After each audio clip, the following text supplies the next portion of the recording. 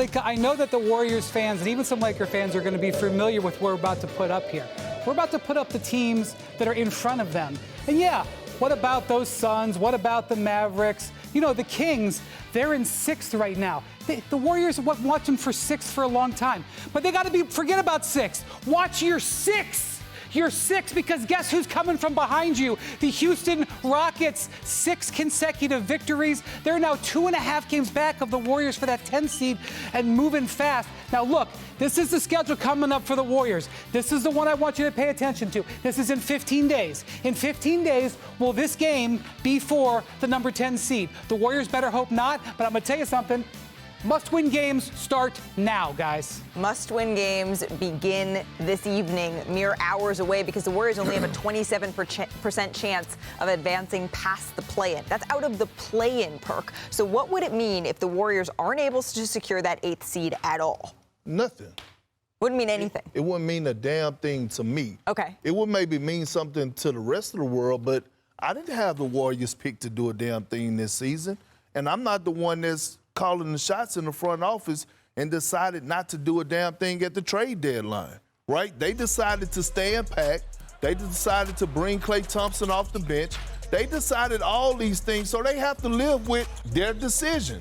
And so when it comes down to it, they knew that they didn't have enough around Steph Curry to compete in a tough Western Conference. So if they failed I'm not sure that's true because they were playing some of their best basketball in February after they didn't trade. And it was working. And Steph sprained his ankle and it hadn't been the same. I was the one that said what? Trade Klay Thompson? I was the one that said trade Klay Thompson. And they moved him to the bench and he started killing. So he played then you're saying it in a few means games. nothing if they don't make the 8th seed, right? They miss the playoffs completely in a year that's in Steph's prime that you were calling to trade Klay Thompson when then they're going to have decisions to make about Klay, about Jonathan Kuminga, who may be their most valuable trade asset but also has been one of their best players. You're saying it means nothing that all of these decisions may be bubbling up very urgently for Golden State? No, Is that I was what you're answering. saying? No, I was answering the question at hand.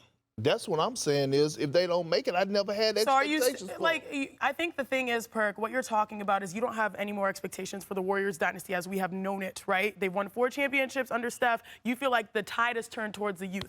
I'm still here to say that Steph Curry is still remarkable in his prime. This is going to be the most important offseason because they can restructure things around Steph in a way that when you said, hey, trade Klay, they're like, actually, let's let these things naturally evolve. What has happened naturally? Jonathan Kuminga has proved his worth. What has happened naturally? Well, Klay Thompson has accepted a better role coming off of the bench. These are all things that are the natural course of events when you don't panic and you push for things. And now these conversations that were so difficult in February are going to be easier for them to structure something around Steph, who, again, Malika said, is leading the NBA. Like, we talk about LeBron James being remarkable at year 39. Steph being able in year 15 to lead the NBA and made threes is still remarkable. And I believe that Steph knows he can still do this for another 3 years to come. So it still means a lot. There's 2 tracks going on. You got Steph, you got Steve Kerr trying to figure out how to beat the Grizzlies tonight, trying to make their young guys work with the old guys. Trying to figure out how to beat the Grizzlies tonight. Well, that's a sentence that just came out of your mouth. They're not good at home. What do you want me to say? So that's one thing going on. You know, they're working on that, trying to win the next game. They got the Rockets on their heels. Then you got the front office, who I'm telling you has some whiteboards that they're not showing anybody that are going to be about this summer because you've got expiring contracts with Klay Thompson. You got Chris Paul. You got a whole set of opportunities. You've got some first-round picks that you can trade. And there's no way with a team in 10th place right now and Steph Curry still being able to be effective that they're going to bring this same team back next year. They're going to go to work, and I'm promising you they are working on it every single day, and that's what's fascinating. Obviously, they're underachieving this year. They've got some more work to do, and that's what we're going to see. They definitely have some more work to do, but they've been holding on for so long. And that's what happens. Has to hold on. They won the title 2 years ago with this team.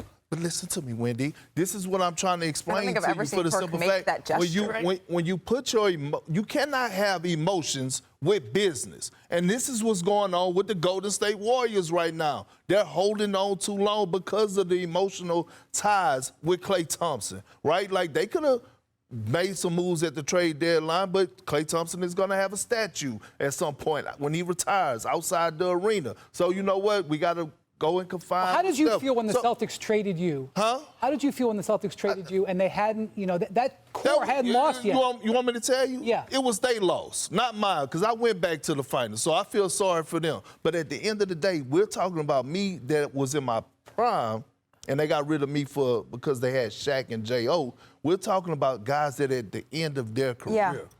But I think that your point, what you are saying, doesn't support that it means nothing. I think you're saying it means everything. That now, by losing, by not making the 8th seed at all, it ushers in these conversations. It forces their hand. You look distraught, Kendrick. Y'all giving me a headache today.